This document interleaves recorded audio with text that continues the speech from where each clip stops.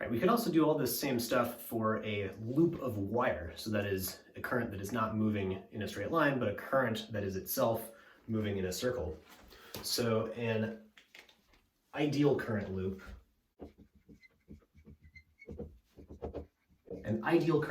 just looks kind of something like this.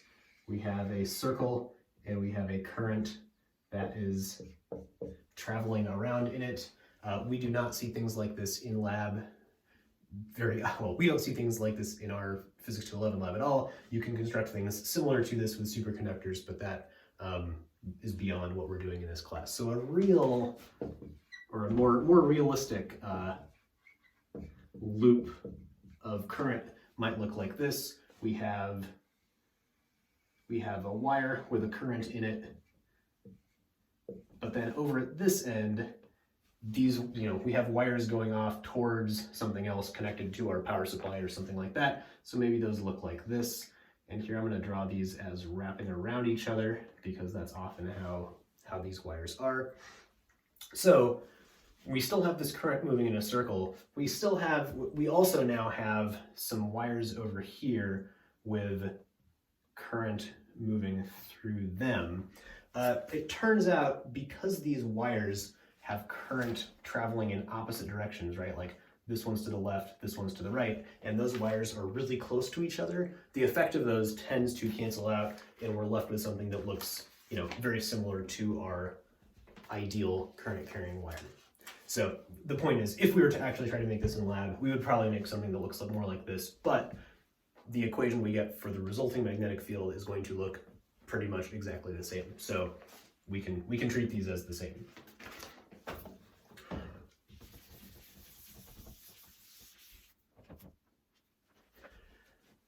The full treatment of the magnetic field from a loop can be complicated. We're going to look at some points of important symmetry of that loop and look at the magnetic field there.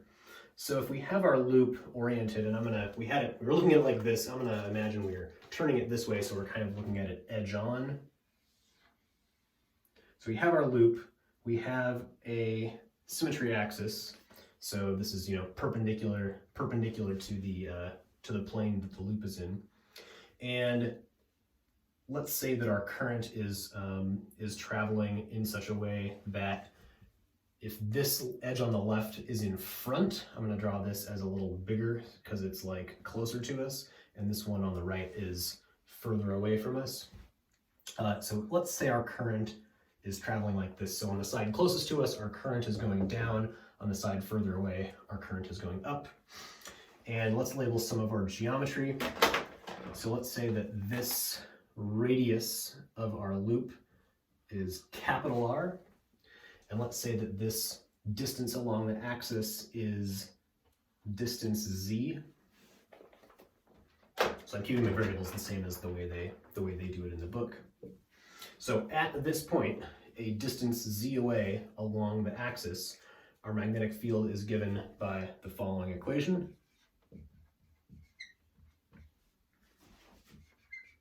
And while I'm writing this, we can get this by doing the integral we talked about before. This one actually is not too bad. I believe it is in the book, so look it up if you're interested in where this comes from. So the magnetic field strength at this point is mu0 I r squared over z squared plus r squared to the 3/2. So well, I won't worry. If you're worried about where the different pieces of this come from, you can look up this derivation in the book or on the internet. All right, so this is our equation for the magnetic field of this loop at this point. What direction is the magnetic field at that point? I want to give you a couple seconds to try to figure it out yourself. So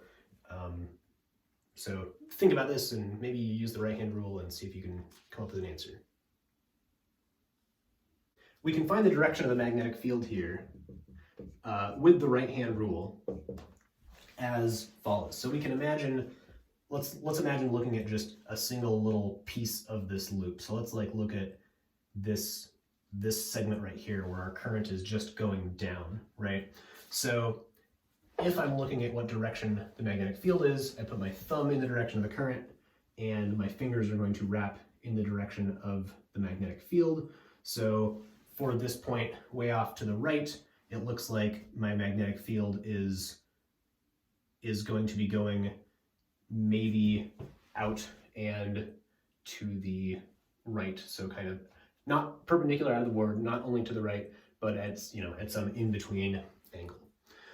It turns out that is going to be true of every segment around here. It is going to have some component to the right and some component in some other direction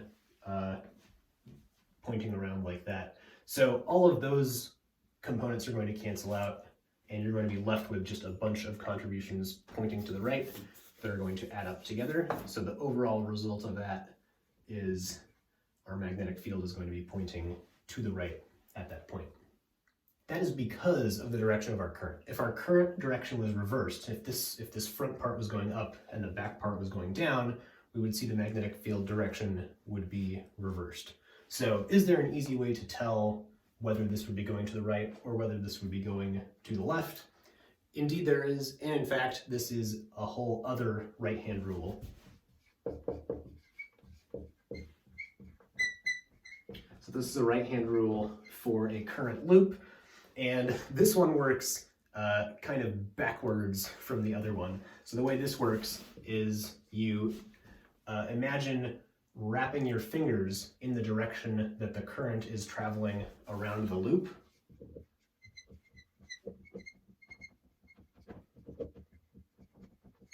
So in that case, this current is traveling like this, right down in front and up in the back. So I wrap my fingers around like that, and my thumb is pointing to the right. My thumb is pointing in the direction of the magnetic field. So in this case, we just could have gone like this and said, oh, over here, B is to the right.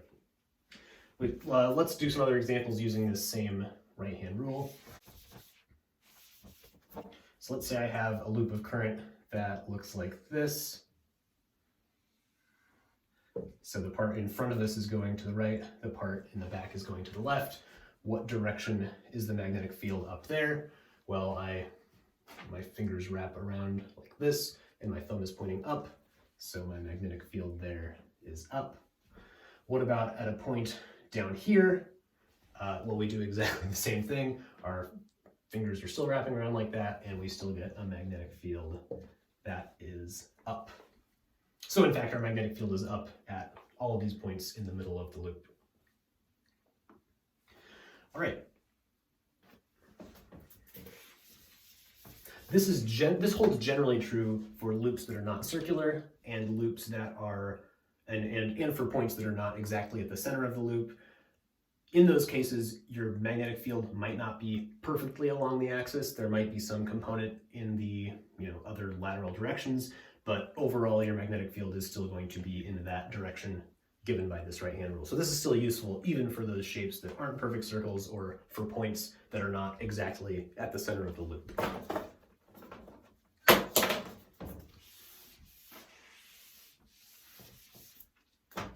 Couple other pieces of this. So that last equation we had, the mu naught over 2I r squared over z squared plus r squared to the 3/2. We can, so this was for any point along this axis perpendicular to the loop. It also is going to be convenient to have an equation for the point exactly at the center. This is something that comes up pretty often. So the point at the center of the loop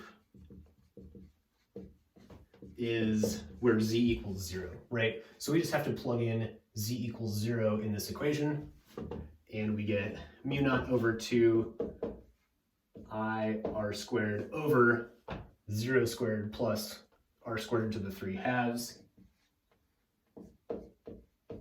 So r squared to the 3/2 is just r cubed, and so that's r squared over r cubed.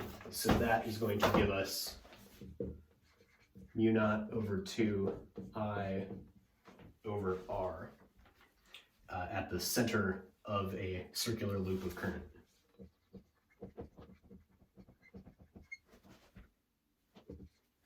All right.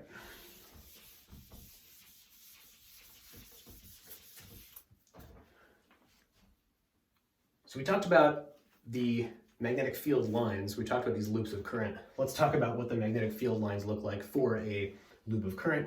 This is going to be a tricky drawing, so I'm going to take my time and then speed up the drawing of it afterwards. So this side is going to be in the foreground, this side is in the background. I'm just going to pick what way the current is going. I'm going to say here the current is going to the right, back here the current is going to the left.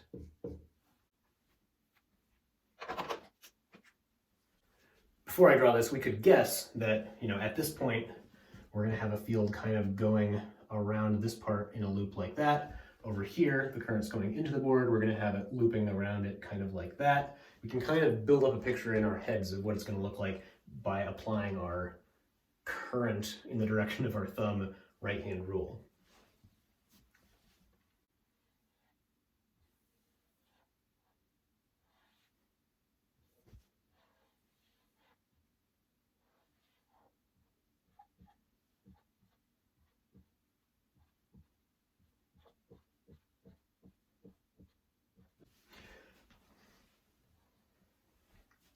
All right, so we can see for points in the middle of the loop, our magnetic field is all pointing up, or maybe up and a little out towards the edges, but overall in the middle it's going up.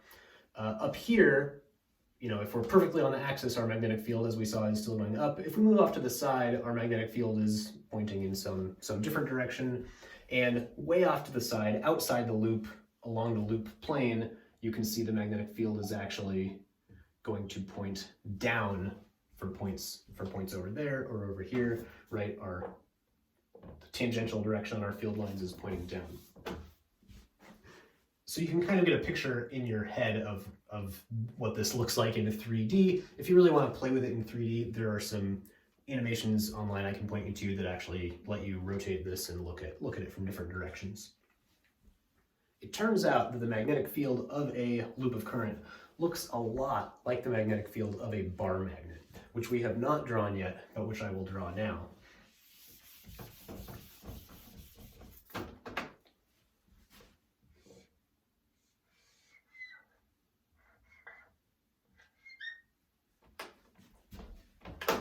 Here's our bar magnet. It has a north pole, it has a south pole. Our magnetic field lines around it look something like this. Remember, they do not start and stop. They are continuous even as they go within the magnet itself.